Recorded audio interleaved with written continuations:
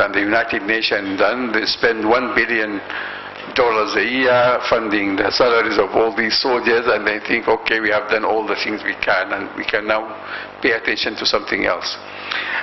You raise, I think, a number of important points regarding the insecurity, and we have always, when we I've been involved in this last few years in some of the efforts about how to tackle the Darfur crisis, and there has always been two arguments.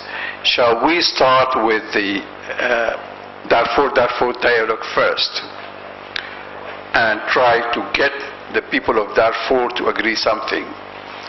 Or shall we first get a peace deal with the government, and then the Darfur dialogue should start after that?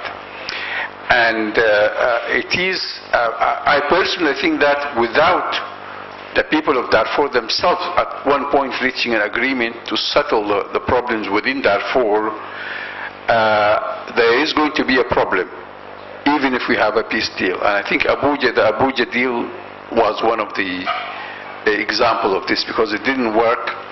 It was not supported, and it didn't address most of the issues. And you rightly, I think, mentioned about the role of the regime itself in increasing insecurity. And I think also some of the rebel movement might also be interested in insecurity, in the sense that if they don't get the peace deal they want, they don't want there to be peace and security in Darfur unless they get what they want, because from their point of logic is that we haven't done all this fighting and all these sacrifices in order to get, for example, a deal which is not sufficient.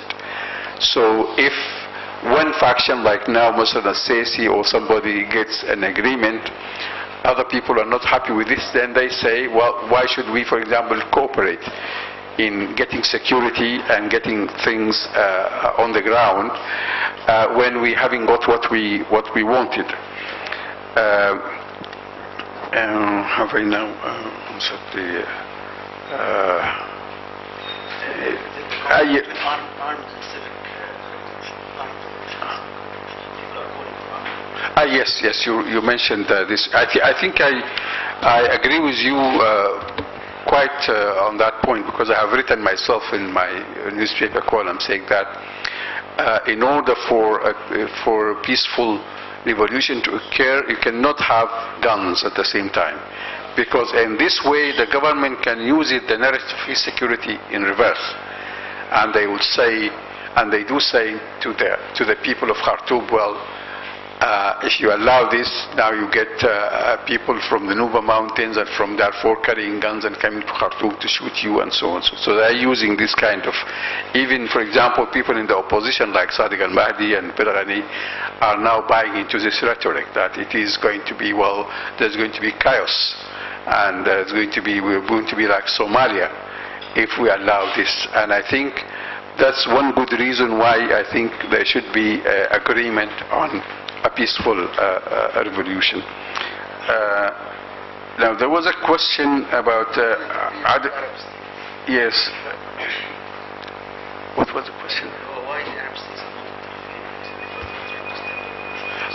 yes.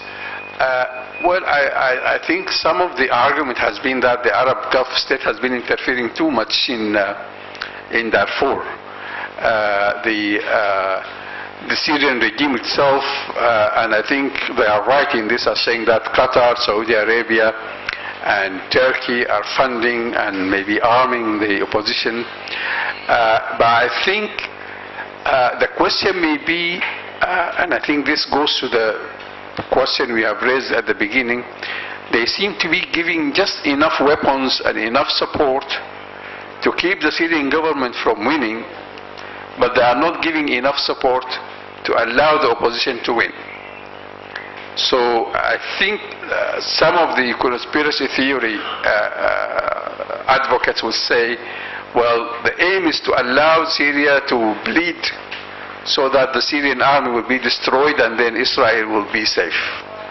But certainly they are intervening, but they are intervening in a way to just keep the conflict going. Thank you very much, Professor Affendi. I have two questions, very important actual questions. So, sir, if you allow me, I will pass them to Professor Affendi, and there is also refreshment in the back, or there was. So, I mean, maybe in the while you're taking the refreshments, you can share the questions with him. All right. In conclusion, because we have, of course, to close, and we're supposed to close 7:30, so I would like to thank Professor Affendi for his very refreshing and insightful and informative presentation. And as you can see, it raised a lot of questions and inquiry on the part of the audience. So please join me in thanking Professor Affendi, and we hope to see him again at AUC. Thank you very much.